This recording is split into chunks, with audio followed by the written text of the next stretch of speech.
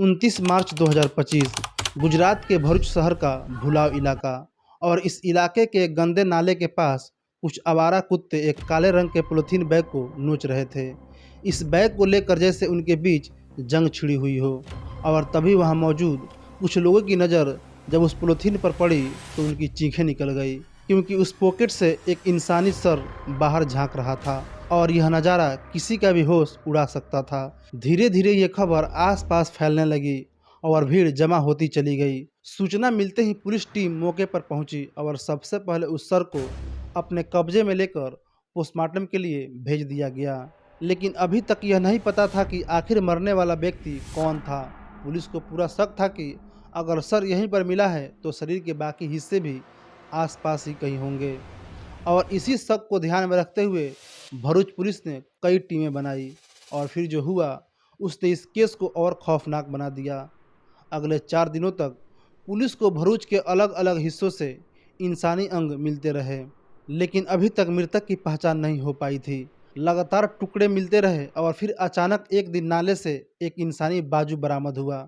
उस बाजू पर सचिन नाम का टैटू बना हुआ था, यानी मरने वाले का नाम शायद सचिन हो सकता था। और यहीं से पुलिस ने सचिन नाम के लापता लोगों की जांच शुरू की। खबरों की माने तो भरूच शहर के कुल 31 पुलिस थाने में हाल ही के दिनों में दर्ज की गई तमाम मिसिंग रिपोर्ट को खंगाला गया। उनमें से 35 से 40 साल की उम्र वाले पुरुष की लिस्ट बनाई गई। इसी दौरान पुलिस को पता चला कि जिस दिन नाले से सर मिला था उसके एक दिन पहले भरूच के सी डिवीजन थाने में एक शख्स की गुमशुदगी की रिपोर्ट दर्ज हुई थी, जिसका नाम सचिन था। अब पुलिस ने उस शिकायतकर्ता को बुलाया जिसने सचिन की गुमशुदगी की रिपोर्ट दर्ज कराई थी। वह और कोई नहीं बल्कि सचिन का छोटा भाई था। जब पुलिस ने लाश के बारे में बताया और पहचान के लिए बुलाया तो सचिन के छोटे भाई की हालत खराब हो गई, लेकिन किसी तरह से उसने पहचान कर लिया और यह बता दिया कि यह उसका भाई सचिन ही है। सचिन की पहचान अब पूरी तरह से हो चुकी थी। जांच में पता चला कि वह उत्तर प्रदेश के बिजनौर का रहने वाला था और भरूच की एक फैक्ट्री में काम करता था। वहीं उसका छोटा भाई जो खुद उत्तर प्रदेश के बिजनौर में रहता था, वह भरूच इसलिए आया था क्योंकि अचानक उसके भाई सचिन से उसका संपर्क टूट गया था और काफ़ी दिनों से वह लापता था। उसे शक हुआ कि भाई के साथ कुछ न कुछ गलत हुआ है और इसलिए उसने पुलिस थाने में गुमशुदगी की रिपोर्ट दर्ज कराई थी। अब पुलिस ने अपनी जांच को और तेज किया और सबसे पहले सचिन के दोस्तों और दुश्मनों की लिस्ट निकालनी शुरू की। सबसे पहले पुलिस ने सचिन के नज़दीकी लोगों से पूछताछ की। इसी दौरान एक और नाम सामने आया, शैलेंद्र।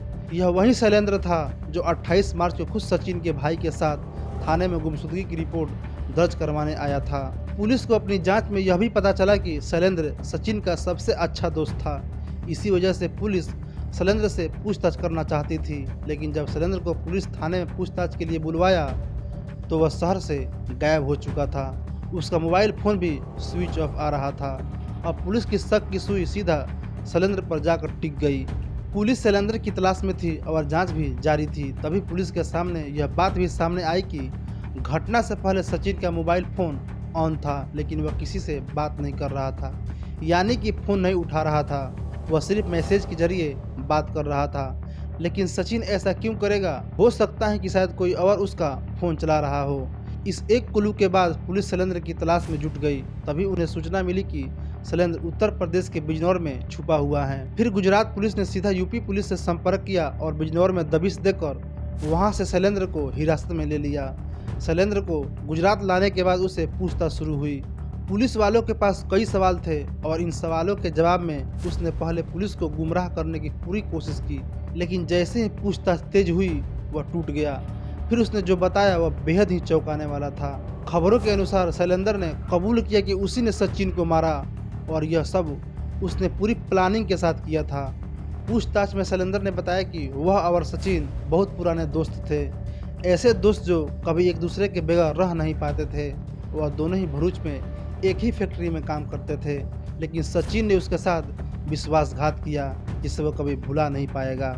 उसने बताया कि वह और सचिन दोनों साथ रहते थे, साथ में काम पर जाते थे और एक दूसरे के साथ ही समय बिताते थे। लेकिन फिर शैलेंद्र की शादी हो गई और फिर शैलेंद्र की पत्नी साथ रहने लगी। इसी बीच शैलेंद्र ने सचिन से कहा कि तू अलग फ्लैट क्यों ले रहा है, तू हमारे साथ रहे, साथ में किराया शेयर कर लेंगे। अब सचिन, शैलेंद्र और उनकी पत्नी एक ही फ्लैट में रहने लगे। लेकिन एक दिन सचिन के मन में खोट जाग गया। एक दिन जब शैलेंद्र की पत्नी नहाने गई तो चुपके से सचिन ने उसका वीडियो बना लिया और इसी तरह से अब जब भी उसे मौका मिलता था वह इसी तरीके से शैलेंद्र की पत्नी के वीडियो बना लेता था। हालांकि शैलेंद्र को इस बारे में उस वक्त कुछ भी नहीं पता था, लेकिन इसी बीच इन दोनों ने मिलकर एक लोन लिया था और जब लोन की किस्त देने की बारी आई तो सचिन ने शैलेंद्र से कहा कि किस्त तुम ही दो, मैं नहीं दूंगा। इस पर शैलेंद्र ने कहा कि भाई ऐसा क्यों? तब उसने कहा कि मेरे पास तुम्हारी पत्नी की कुछ वीडियोज हैं, अगर मुझे ज़्यादा फोर्स किया तो इन वीडियो को मैं इंटरनेट पर वायरल कर दूंगा और फिर तुम कहीं मुंह दिखाने की लायक नहीं रहोगे।